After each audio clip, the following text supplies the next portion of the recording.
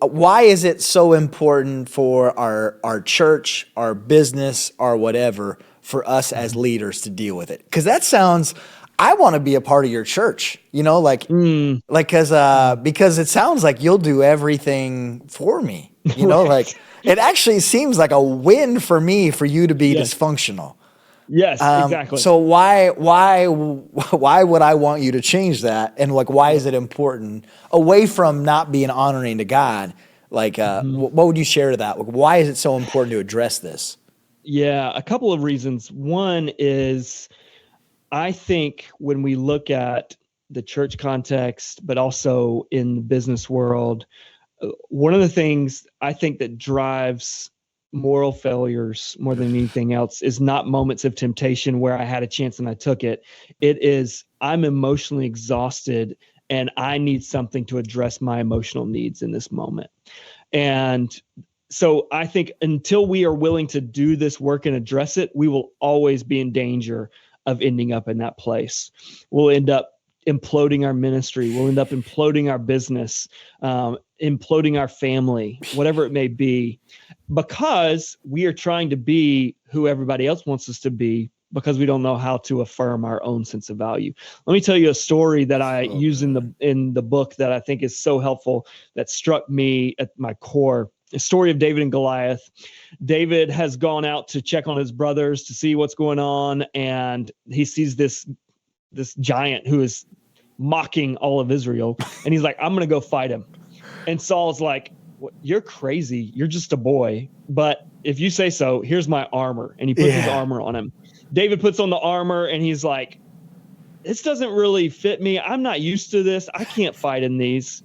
And we know David, we know that Saul was a pretty big guy. And Yeah. so most likely we're talking about armor that didn't fit. Now, you put me in that situation. All right. I come up, you put the armor on me. If I don't know who I am, if I don't know how I fight my battles, if I don't know where my strengths are, who am I to tell you this armor is not going to help me in battle, right? Like, you'd be like, he is a maniac to go out there without this stuff. But David knew who he was. He knew how he fought his battles. And so he took it off and went and fought how he fought. It's good. I think so many of us pastors are out there putting on armor because it worked for the next guy and it doesn't fit and it's actually working against us, but we can't flourish in ministry because we are wearing somebody else's armor. It's good. That's good. Okay, so we identify our baggage. What do we Mm-hmm. begin to do with it? Like, how do Yeah, we?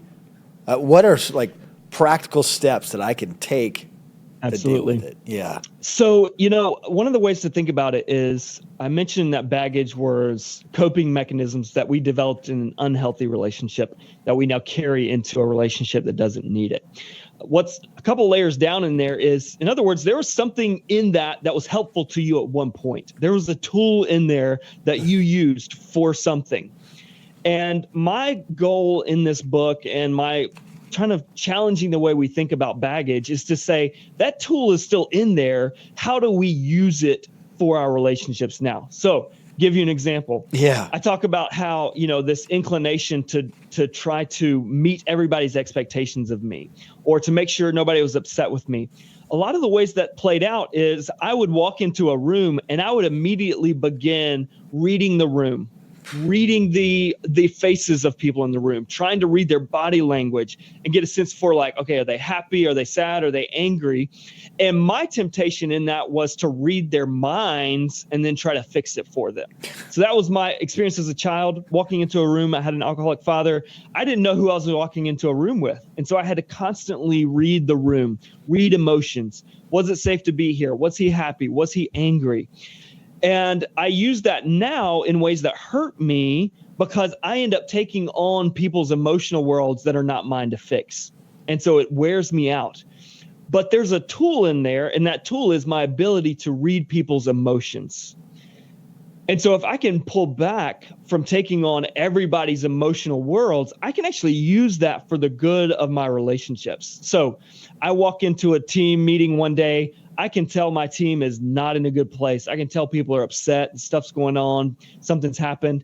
rather than jumping into the meeting, I can say, hey, I feel like this room is, some stuff's going on. Can we stop and just talk about this? Can you share what's going on? Or I'm in a counseling session with somebody and I can tell like their eyes are getting a little watery. I know hey, what's going on there? Yeah. I come home at the end of the day and I can tell Sharon's body language isn't, what it normally is.